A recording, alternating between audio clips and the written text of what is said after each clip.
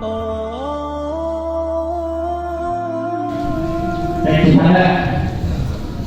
Selamat pagi. Pagi luar biasa dari Indonesia. Terima kasih. Assalamualaikum warahmatullahi wabarakatuh. Alhamdulillah, saya juga banyak puji dan syukur kepada Allah SWT yang mana pada hari ini kita bisa bertemu dalam keadaan sehat walafiat di halaman SMP 2 SMP 2 Kertanegara. Salam dan salam bagi kita panjatkan pada Nabi Muhammad SAW pada keluarganya, pada sahabatnya, serta pada kita semuanya yang telah mendapatkan kesalahan di akhirat dunia ini. Dan yang terhormat kepala sekolah SMP 2 Rulis yang saya hormati, Bapak Ibu guru SMP 2 Kertanegara yang saya hormati, adik-adikku yang hadir pada kesempatan hari ini, dan Allah Subhanahu wa taala. Salam sehat. Alhamdulillah sehat. Salam sehat dulu ya. Adik-adik, sebelumnya kami perkenalkan bahwa kami ini dari Dinas P2KB P3A. Ada yang sebelumnya sudah tahu?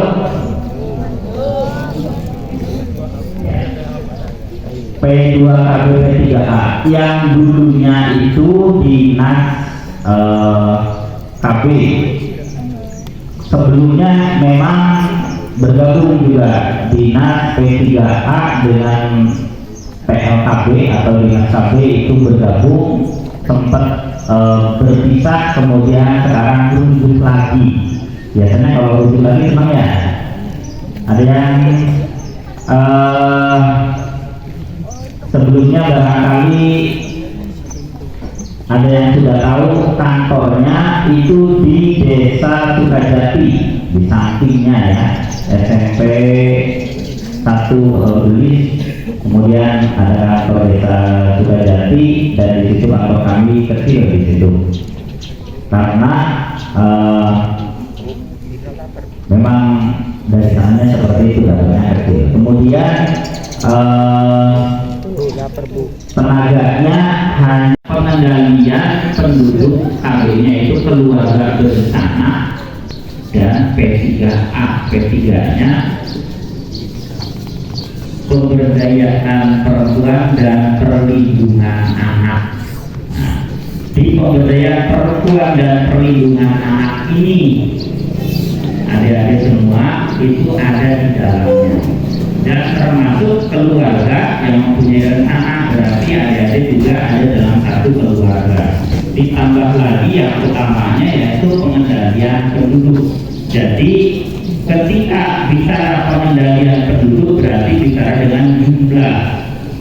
Ketika bicara jumlah, kalau banyak biasanya lebih susah diatur, benar nggak? Dibanding dengan yang sudah direncanakan. Walaupun banyak tapi direncanakan. KB, keluarga berencana, harus mempunyai rencana. Kalau mempunyai rencana, mudah-mudahan tidak susah. Pernikahan dini ada di sini ya, di sinetron ada. Dulu kalau nggak salah pernah lihat pernikahan dini, pernah lihat nggak? Pernah lihat nggak? Pernah. Enak nggak? Ceritanya enak nggak? Enak ya, cerita dalam sinetron itu. Nah, karena masih apapun yang masih dini itu selalu penasaran, biasanya ada seperti itu. Ada ini usianya menginjak remaja ke arah remaja sampai dengan remaja. Jadi di usia-usia yang seperti ini biasanya rasa ingin tahunya tinggi, benar kan? Sedikit lagi ya kalau main gitu. Terus aja pada akhirnya drop ya di situ. Ini berdasarkan data, ini masalah tentang sosialisasi pernikahan dini itu suatu hal yang tidak terpisahkan dengan kekerasan anak. Jadi berarti nanti disampaikan sama Ibu Iriani ada bully atau kekerasan anak. Itu lebih lanjut seperti apa, itu adik-adik juga harus memahami, diawali dengan pernikahan dini. Usia pernikahan dini adalah usia yang tidak diperbolehkan menikah sebelum umur 19 tahun. Sudah tahu kalau sudah tahu berarti sudah selesai nih kayaknya. Diawali dengan data dispensasi nikah nih. Data dispensasi nikah di Kabupaten Indramayu umur 15 bahkan ada yang 12 tahun nih adik-adik sampai dengan 19 tahun ke bawah ini sudah hamil. Umur 12 tahun sudah hamil. Wow, keren nggak? Iya, keren. Nah, 12 tahun sudah hamil. Cerita hamil itu permasalahannya nggak jauh dari kenakalan remaja. Perlindungan terhadap perempuan, ya. 12 tahun sampai dengan 19 tahun ini sudah ada di wilayah kita, nggak jauh. Di wilayah Kecamatan Haurgelis itu jam 12 sampai dengan 15 itu termasuk dari jumlah di tahun ini ada 59.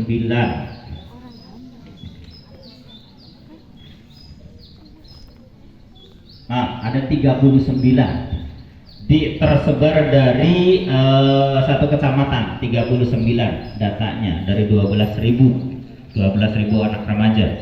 Nah, kalau yang di tahun 2018 sampai 2022-nya ada 2.500 itu mendapatkan dispensasi. Tentunya kenapa sih mendapatkan dispensasi? Anak ketika lahir, ketika adik-adik mempunyai berkeluarga, sudah berkeluarga, itu tentunya kaum istri nggak mau disengsarakan kan ya?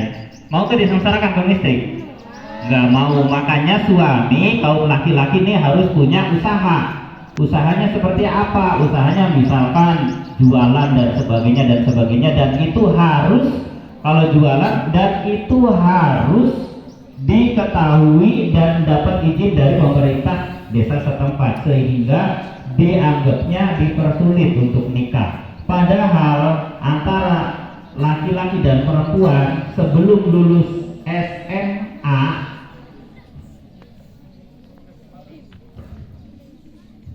oke, lanjut, perhatikan. Padahal sebelum usia SMA itu tidak boleh menurut undang-undang, tidak boleh nikah menurut peraturan pemerintah.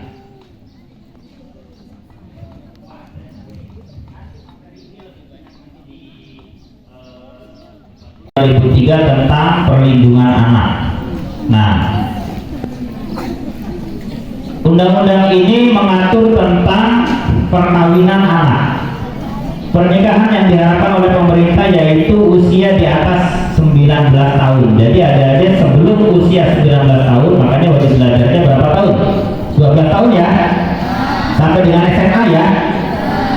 Adik-adik siap sampai dengan sekolah SMA? Lulus tanpa masalah sampai dengan sekolah SMA? Ya. Bahkan sampai kuliah? Alhamdulillah. Insya Allah ya. Tapi harus ada usaha. Makanya di sini tidak boleh nikah sebelum umur 19 tahun. Jadi ketika lulus SMA itu umurnya sudah berapa? Sudah 19 ya, 18 sampai 19. Nah, baru boleh nikah. Nah, kalau di bawah itu nikahnya bisa bukan dipersulit, artinya dengan syarat. Nah, sehingga diharapkan ketika sudah mempunyai keluarga, mempunyai keturunan, tidak repot untuk keluarga tersebut. Nah, kenapa sih tidak boleh? Menurut peraturan pemerintah bahwa kalau yang sebelum umur 19 tahun ke atas kemudian sudah nikah, itu akan terjadi resiko. Pertama, keguguran. Kedua, anaknya tidak berkembang sesuai dengan perkembangan yang normal. Yang ketiga, bisa terjadi stunting. Tahu stunting? Sibrus apa sibrus? Stunting. Ini tingginya sama nggak? Beda. A dengan B namanya siapa?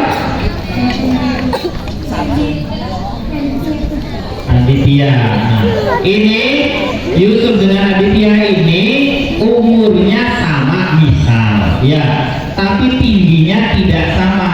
Nah, ini tapi umurnya 2 tahun ke bawah. Permasalahannya, efeknya setelah 2 tahun ke atas itu tingginya nanti akan tidak normal, tapi ada ukurannya. Jadi ada ukurannya. Kalau ada ukurannya itu normalnya usia yang segini berapa tahun? Umur 12 tahun ini tingginya misalkan 120 menurut rumus normal, nggak jadi masalah, sehat. Nah, ini juga sama, umur 12 tahun tinggi tapi di atas 120 tingginya normal. Nah, ini 120, cuman bedanya karena di 120-nya ini pas, ini lebih, tapi kategori normal. Tapi kalau stunting kurang dari 120 tingginya gitu ya, paham? Sudah, belum? Nah, kalau yang terjadi seperti itu, maka akan terjadi ketinggalan dalam segi apapun. Namanya yang tinggi badannya tidak sesuai dengan seumurannya. Jadi yang normal biasa 1 langkah itu normal. Kalau yang nggak normal karena di bawah standar, jadi langkahnya lebih pendek. Akhirnya ketika lari itu ketinggalan. 1. Dari segi pembelajaran ketinggalan. Dari segi apapun, usaha apapun nanti akan susah. Nah, makanya pemerintah mengharapkan tidak boleh nikah di bawah usia 19 tahun. Nah, itu pencegahannya seperti apa? Pencegahannya nih, langsung pengawasan pencegahan terjadi. Itu permasalahan pernikahan dini itu ada 3 permasalahannya. Pertama, karena terlalu sering masih kecil sudah pacaran. Pacaran boleh, tapi harus punya batasan. Pacaran boleh, tapi harus punya batasan. Ketika melewati batasan, maka akan terjadi karena rasa ingin tahu, akhirnya sedikit lagi, pada akhirnya mainnya kalah. Harusnya lulus sekolah, tidak lulus, ya. Nah, itu yang 39 anak ini anak sekolah seusia adik-adik, ke bawah bahkan ada yang 12 tahun. Nah, dan itu terjadi stunting. Resikonya betul sekarang waktu terjadi kelahiran itu ada di rumah sakit adik-adik. Kalau dari operasi anaknya juga sesek. Nah, itu kan rugi. Sudah adik-adik harusnya masa belajar, ternyata permasalahan itu akhirnya jadi permasalahan sosial, permasalahan di adik-adik sendiri, dan terjadi permasalahan di pemerintah. Pertama, karena seks bebas. Ya, senang kalau bicara seks bebas ya. Maksudnya senang dengarnya saja, jangan dipraktekin. Ya, jadi semangat ya. Nah, pertama karena seks bebas. Yang kedua karena narkoba. Tahu narkoba? Tahu. Narkotik, bahan zat aditif yang berbahaya, ya, tidak boleh hal yang seperti itu. Kemudian apalagi panas, sama. Ditambah apalagi seks bebas itu pada akhirnya mempunyai risiko terjadinya HIV, penyakit HIV. Nah, itu kalau sudah terjadi seperti itu, ini jadi 3 masalah. Kalau remaja itu mengeluarkan 3 masalah. Pertama, hindari seks bebas. Yang kedua, apa tadi? Narkoba, hindari narkoba. Jadi dinolkan masalahnya. Ini ada 3 tapi harus 0 masalahnya. Yang ketiganya itu akan terjadi HIV, makanya harus dihindari. Hal-hal yang seperti itu adik-adik harus ada pengawasan orang tua kepada anak. Berarti bagian anak juga harus mempunyai batasan. Pengawasan pada institusi pendidikan. Jadi di lingkungan institusi pendidikan yang termasuk memberikan informasi kepada adik-adik semua, memberikan sosialisasi bahaya dari seks bebas. Salah satunya kita nih sekarang memberikan informasi, memberikan ruang atau wadah kegiatan yang positif, contoh adik-adik olahraga ya, kemudian ekstrakurikuler dan sebagainya. Kemudian pembekalan pendidikan moral dan agama, semuanya agama Islam. Nah, ada yang agama Islam tuh. Ini saya sebelah sini belum lewat nih. Bisa lewat ya? Enak, sebelah sini mah adem nih. Sebelah sini adem, sebelah sana panas. Mau tukeran enggak? Kemudian yang keenam, kampanye anti kenakalan pada remaja. Salah satunya yaitu tidak boleh apa? Tidak boleh juga kalau masih kecil rokok lah dari mulai kecil ya. Ada yang suka merokok ini?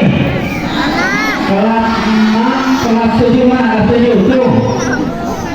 Kelas 7 mana tuh? Sudah pernah merokok? Mau dicoba? Jangan ya. Nah, rokok itu nggak ada apa segi positifnya, tetapi bisa jadi ada segi positif kalau hal-hal tertentu. Tapi itu namanya rokok, itu ada harus dipahami bahwa rokok itu ada 4.000 bahan kimia yang harus diketahui dan itu akan berbahaya bagi kesehatan. Nah, itu salah satu kampanye anti kenakalan remaja. Karena terjadi stunting dan terjadi permasalahan sosial ya. Kemudian harus mengenalkan masalah seks bebas tidak boleh, narkoba tidak boleh, dan HIV ya. Pada akhirnya akan terjadi HIV, mencegah terjadi HIV. Dan satu lagi rokok tidak boleh ya. Ini yang di sini ya, rata-rata merokok.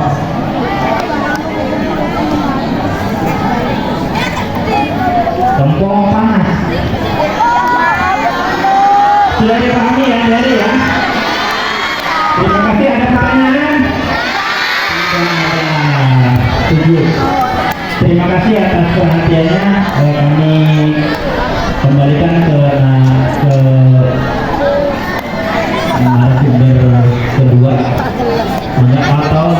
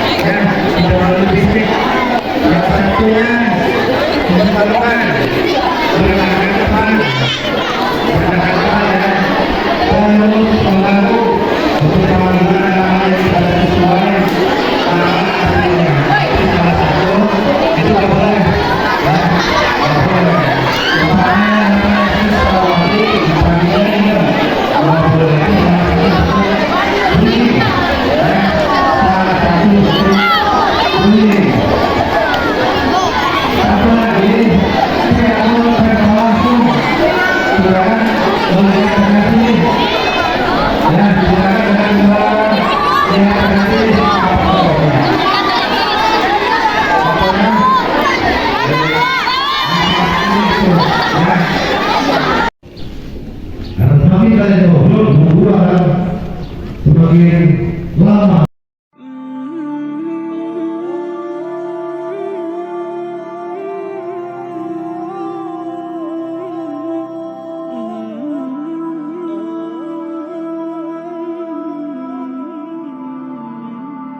Oh